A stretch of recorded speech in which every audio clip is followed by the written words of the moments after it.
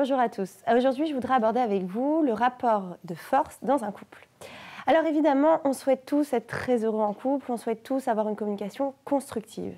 Et parfois, il arrive que nous soyons plutôt dans une sorte de conflit permanente. Ce qui va avoir pour effet que dans notre dialogue, nous allons plutôt chercher à avoir raison. Donc si nous avons raison, forcément, ça implique que le deuxième membre du couple a tort.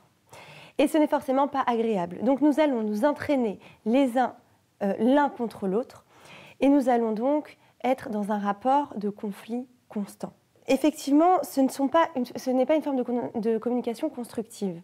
Mais on va d'abord étudier le mécanisme de cette façon de réagir l'un envers l'autre. Pourquoi nous rentrons dans un rapport de force? Alors que justement, comme quand nous sommes dans un couple, nous sommes censés nous construire et nous aimer. Et donc, qui veut dire amour, veut aussi dire respect. Si on veut être dans une communication constructive, nous devons être dans l'amour et dans le respect. Mais comment on y arrive? Alors justement, on doit sortir un petit peu de ce fantasme, je dirais, paradoxal. Je m'explique. Ce qui signifie en fait que parfois, on a envie de plaire à notre conjoint et de sentir qu'à ses yeux, nous sommes le meilleur, le plus intelligent, l'unique.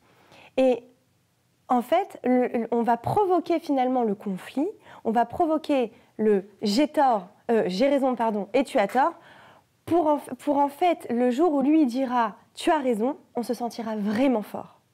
Si on n'entend pas de sa bouche le « tu as raison », on va se battre pour entendre ce « tu as raison ». En fait, on est pris dans un espèce de paradoxe. En réalité, on veut absolument lui plaire, mais on s'y prend mal. C'est-à-dire qu'on va lui faire la guerre pour lui plaire. Et ça va évidemment avoir un effet inverse. Le but de l'opération, en réalité, c'est d'arriver à se parler pour obtenir justement un « tu es le meilleur » et « tu as raison », mais on y arrivera simplement en s'exprimant d'une façon différente, d'une façon beaucoup plus sage finalement. Et ça s'apprend. Il arrive parfois que dans notre enfance nous-mêmes, on nous a parlé assez durement, on nous a imposé les choses. Donc on a intégré en nous une certaine croyance. On pense que pour valoir quelque chose, il faut être imposant, il faut être dur, il faut être sévère. C'est comme ça que les gens qui, par exemple, réussissent dans la vie ou les gens qui sont quelqu'un, qui sont devenus quelqu'un, c'est leur mode de fonctionnement. Donc si je veux devenir quelqu'un, je dois me comporter de la sorte.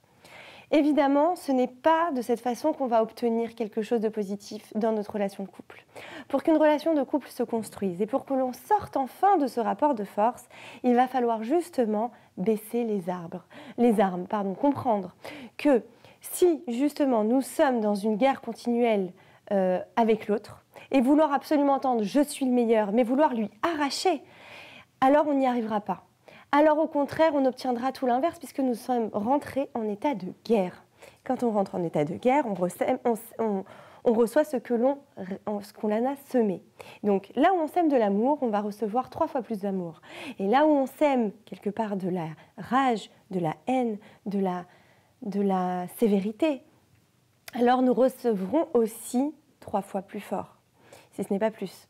Donc il va falloir en fait, pour en sortir de ce rapport de force, dans un premier temps, prendre conscience que en fait, toute la base du conflit vient justement de cet aspect de la communication.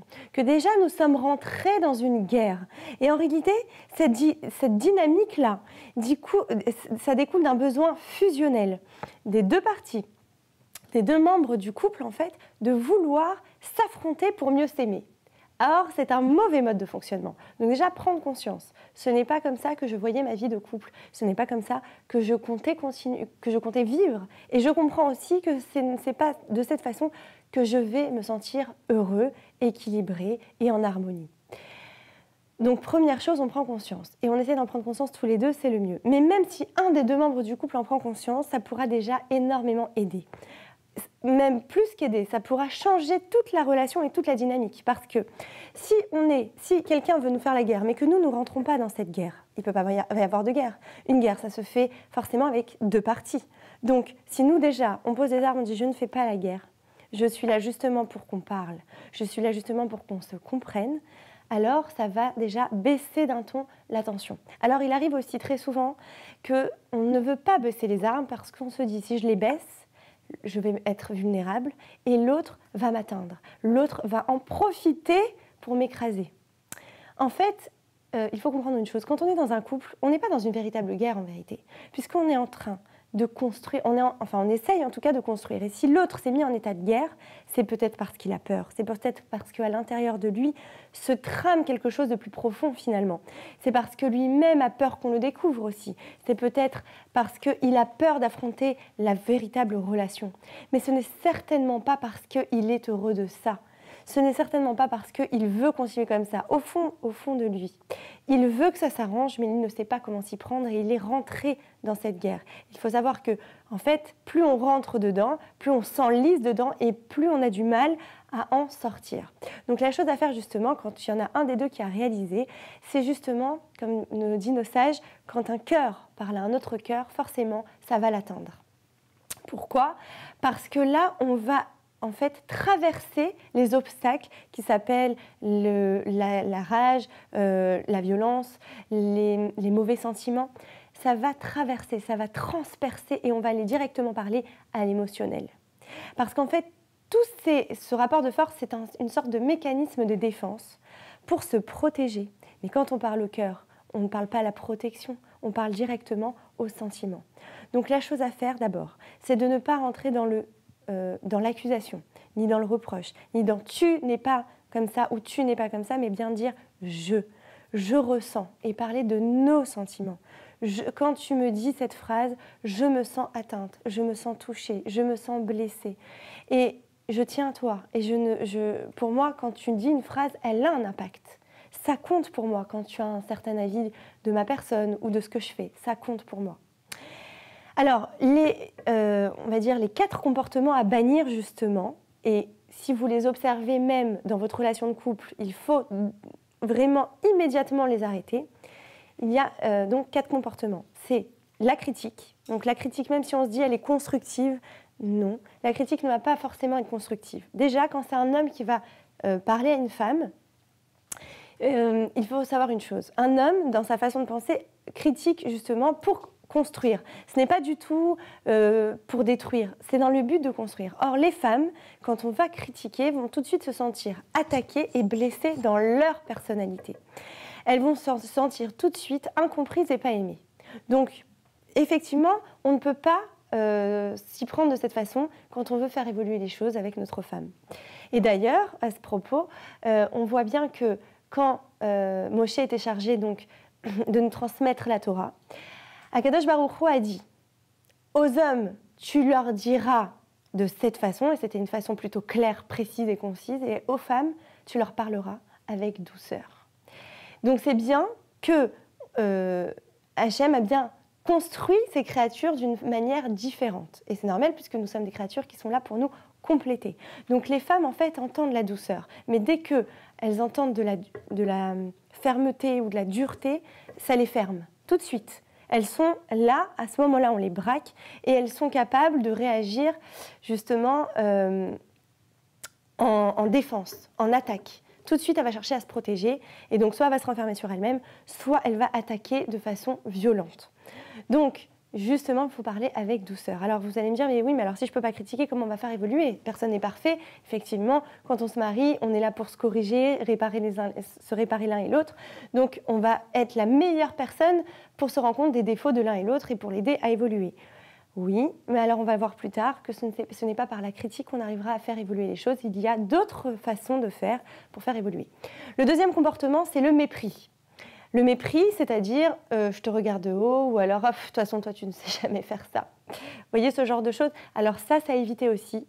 C'est vraiment ce qui va contribuer à blesser la personne en face de vous et qui va donc l'amener elle aussi à réagir d'une mauvaise façon. Et après, évidemment, qu'on va partir dans un effet boule de neige et ça va amplifier les relations dans le mauvais sens. La troisième façon de réagir à éviter, c'est la fuite. C'est-à-dire que, cause toujours tu m'intéresses, j'ai déjà entendu ces phrases 20 fois, alors c'est bon, je ne fais pas attention. Alors ça, ça détruit complètement l'autre personne parce qu'en fait, elle se sent seule. Et quand on est dans un dialogue, on a justement un dialogue, ça veut dire un tiers, ça veut dire parler à l'autre, échanger. Alors c'est vrai que parfois on s'y prend mal, mais on veut sentir chez l'autre qu'il nous écoute. Et donc si on part dans la fuite, c'est-à-dire qu'on fuit parce qu'en réalité c'est trop douloureux pour nous, l'autre se sent seul et va enchaîner de la mauvaise façon aussi. Il va forcément être dans l'attaque et ça va mal se terminer. Donc c'est vraiment la chose à éviter. Maintenant, la quatrième chose à faire, évidemment, c'est l'attitude défensive. Je me renferme sur moi-même et ça va être une réaction où, en fait, je m'enferme dans mon monde. Là encore, l'autre se sent seul et ne peut plus réagir, ne peut plus communiquer. Donc, tout ce qui va empêcher, en fait, la communication constructive d'avancer est à bannir. D'accord? Mais souvenez-vous, la critique, le mépris, l'attitude défensive, la fuite sont à éviter. Nous allons voir bien sûr dans une prochaine vidéo, Bezrat Hachem, comment faire justement pour arriver à un dialogue constructif. Quelles sont justement les clés pour arriver à nous comprendre, à communiquer, à avoir un dialogue qui nous permet justement de rebondir, puisque d'avoir des conflits c'est complètement normal et je dirais même c'est sain, puisque ça nous permet de connaître le caractère de l'autre.